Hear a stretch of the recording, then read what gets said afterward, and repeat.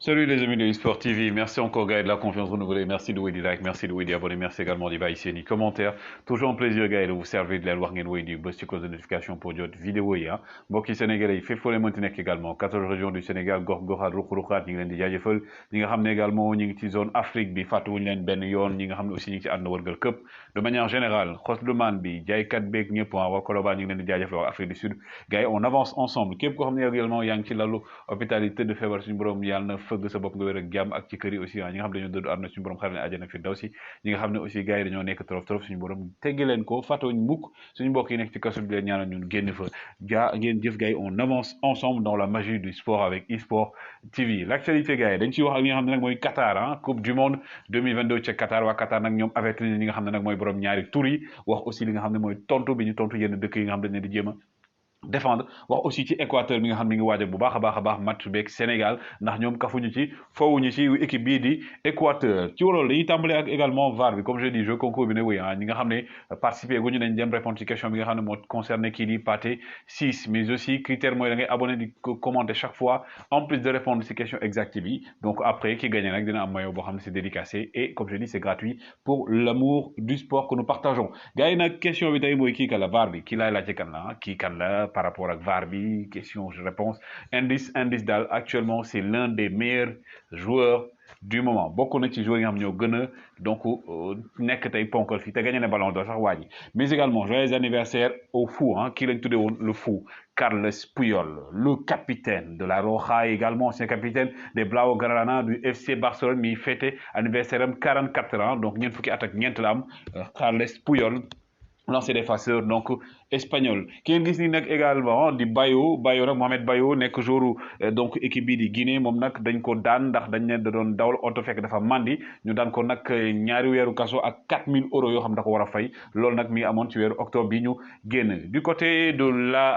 l'Algérie donc les aigles plutôt les Fennecs d'Algérie ki nga xam ne nag moom mooy donc seen entraîneur seen sélectionneur di Djamel Belmadi fédération bi nag da ko bëgg prolonger proposer prolongation contrat ba 2026 moom mi ne woon bàyyi na après mu dellu si waat ci li nga xam ne mooy kàddoom en tout cas fédération bi moo bañ gars yi nag maillot bi dama leen di wax histoire bi maillot bi ngeen gis ni waa Manchester la Manchester maillot bi nag 1996 dañ ko soloon contre Southampton ci premier mi-temps bi ñu daal leen dugal 3-0 ñu génn changé ko ne maillot bi daal li tax ñu dindi ko mooy que ne buñ ko solee joueur du ñu gis seen morom yi ñu waroon passe mais aussi ñi doon wax naan par rapport ak biwu équipe bi démb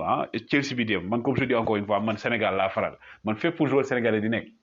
yow laa faral awma équipe donc règlement bi lii la wax donc jaruma koy lim boo leen ko liiree di ngeen xam lan la wax mais aussi li ma si mën a leer rek mooy que ne par rapport ak li règlement bi teg loxo bi dañ ne bu fekkee ne par rapport ak loxo bi nii ñu gis ne dafa nekk ci kiw Alonso bi bu fekkee dafa laal yaram bi ba pare soog a laal li nga xam ne aussi moom mooy loxo bi nekk occasion de but bi dañ koy annulé parce que faute la bu fekkee nag tayu ko comme li daloon benn cas ki nga xam ne mooy Kalidou Koulibaly ñu dóor ko si sa kaw loolu c'est autre chose mais bii looloo tax benn côté donc du ma dugg ci détail bi valable malheureusement man su ma sañoon mi ki nga xam ne Edouard Mendy moom mooy gagné mais le football c'est comme ça ki ngeen gis ni nag di Gérard Lopez moom nag dafa am ñetti club yi mu moom bokk na si club yi di Bordeaux ak Boavista ak club boo xam ne nag mi ngi nekk foofu noonu ci Belgique club yi nekk Belgique nag gars yi jamono ji dañ koy jaay ndax dañoo am problème koppar ki ngeen gis ni nag di Milinko Savic Tottenham da cee teg gët Tottenham moom fi mu nee na milieu bi joueur bi nekk Lazio de Rome la ñuy def seen priorité pour jënd ko gannaaw ba xam Paris Saint-Germain également mi ngi ciy topp kii di Toni Kroos le joueur milieu de terrain bu Real de Madrid moom nag fi mu ne nii waa Real dañ ko bëgg a prolonger gannaaw ba nga xamee ne moom nee na dafa bëgg a toog Real mais bu fekkee ne mi ngi jëm mais quand même Toni Kroos des matchs bi mu def wane na c'est l'un des meilleurs joueurs du monde l'un des meilleurs milieux de terrain moom nag Real da ko bëgg a prolonger comme ni mu bëgg a prolonger Vinicius mais également ki nga xam ne mooy James nag Vinicius moo def benn statut ni ko rendre hommage ne ko nag bon match copain match bu rëy nga def donc moom mi nga xam ne aujourd'hui Real de Madrid nag ñoom dañ ko deg priorité pour renforcer seen côté yi Reece James nga xam ne actuellement donc même kii di Ancelotti am na lu mu ko dee sax ne ko booy ñëwal fii mooy Real de Madrid pendant ce temps ki nga xam ne nag mooy Robert Lewandowski le meilleur buteur européen moom actuellement gars yi nee nañ day jógee fi nga xam ne mooy Bayern de Munich yéen ko dégg temps yi mais Oliver Kahn nee na gars yi fi mu ne nii dañoo nekk ci compétition waxu dof moom loolu la wax Oliver Kahn xam ngeen ko ancien gardien de la Mannschaft nee na ñi naan kii day dem mu ne mënoo am jour boo xam ne chaque année da lay dugal 40 buts nga naan day dem mu ne loolu concours dof la gars yi koy wax dañuy wax waxu njaaxum waxu naxasaxan nag lañuy wax donc Bayern daal en tout cas parewul pour bàyyi ko même bu fekkee ne Lewandowski gis na ne Bayern jox ko considération bi mu am dafa war a jóge mais ki nga xam ne nag dañ ko considéré c'est du côté du FC Barcelone Ansu Fati nga xam ne actuellement moom dañ ko fat soit ci terrain bi par force ndax waa Barcelone nañ fi ne nii moom mooy seen star Ansu Fati nag fii ak match bi di ñëw FC Barcelone bu moytu di ko gis mu jouer moom reprendre na entraînement yi mais aussi beneen joueur boo xam ne aussi mooy Memphis Depay moom fi ne nii dafa bëgg a fay bor bi waa nga xam ne nag moom mooy waa FC Barcelone ndax moom nee du jógee Barcelone dafa bëgg a prouver ne bokk na ci cadre yi moom tamit reprendre entraînement yi normalement par rapport ak pépin physique yi ma amoon bi passé mais il n'est pas le seul Serginho Dest moom également moom nee na moom detam par rapport ak côté bi nga xam ne moom ba muy jógee États-Unis di ñëw dañ ñëwoon donc parce que lui c'est un américain Serginho Dest gars yi dañ ñëwoon day bokk ci star yi donc moom Ajax la nekkoon ñu jaay leen ko boobu ba léegi prouvé wul moom nag jógee na blessure mais dafa bëgg a prouver également Serginho Dest et qui dit donc Milik du côté de Marseille Milik moom malheureusement tey match bi nga xam ne nag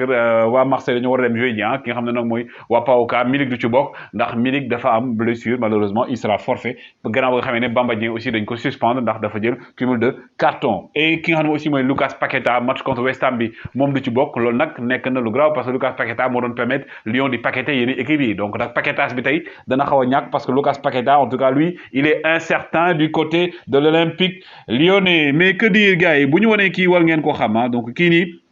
Origi Divock Origi l'orage belge l'orage de Liverpool moom fi ne nii di Origi gars yi nag day dem fa nga xam ne moom mooy donc ca Milan AC mi officialisé donc officieusement dem na donc dañ ko war a officialiser pour war ne ki nga xam ne mooy Divock Origi dafay dem pendant ce temps nag waa Équateur ñoom dañuy jéem résoudre équation au Sénégal et ñoom pour ñu résoudre équation Sénégal dañuy jaar Tunisie foofu la ñuy def escale ni ñuy defee escale Tunisie mooy que ne ñoom dañoo bëgg am match amical et loolu lañ sax annoncé ne ñoom am nañ match amical ak équipe bi di Tunisiens yi donc Tunisiens yi fi mu ne nii nag ñoom dañuy dem te jàmbarloo ak ñoom pour xool Sénégal la ñu war a fubal ñi nga xam ne aussi ñi ngi naan Équateur peut-être dina am match beneen ak Nigéria mais en tout cas ñoom li ñu officialisé gum presque sur le principe ne c'est acquis mooy match contre Tunisie donc Sénégal nag fi mu ne nii moom la ñu xamagul ban équipe la war a dajeel mais war na dajeeg équipe sud-américaine dans les normes dajeeg aussi équipe européenne pour mën a natt boppam xool fan la ci toll et on espère que ce sera fait en tout cas waa Tunisie ñoom fi mu ne nii ñoom ñooy permettre nekk standing partenaire ñi nga xam ne ñooy waa Équateur et du côté du Qatar ñoom nag fi mu ne nii ñoom seen i quota la ñu yor su ma nee seen i quota la ñu yor mooy ñoom dañoo génn seen règlement yoo xam ne ki ngeen gis nii nag di Abdullah Al Ansari moom nag mooy directeur de la sécurité là-bas moom lépp loo xam ne nag mooy kaaraange moom lañ ko dénk moom mu ne ñun suñu règlement ak suñu charte duñ ko yàq benn yoon ndax ñaar fukki fan ak juróom-ñett maanaam 28 jours coupe du monde du tax ñun tey ñuy yàq loo xam ne culture la loo xam ne religion la ci ñun donc ñi nga xam ne nag ñoom borom ñaari tour la gars yi dañ naan lu tax ñu fa ñëw ak tout Qatar nee na ku fa ñëw nag yaa tooñ ci bopp nee na nag ñoom bu leen neexee mën nañoo bàyyi kenn yéeg ci kaw jël drapeau maanaam borom ñaari tur yi wane ko neen li ñuy bañ mooy que ne ñoom même bu fekkee loolu terewuñ ko gars yi nekk foofu ñoo koy patamee mais nag ñoom Qatar nee na ñoom du ñu fooyee lool ki nag mooy Al Ansari nee na moom loolu nag bu fekkee gars yi mën nañu wax leen neex mais en tout cas ñoom du ñu permettre loolu en tout cas les gars c'était les informations woy leen di like woy leen di abonner toujours plaisir de vous servir jaa ngeen jëf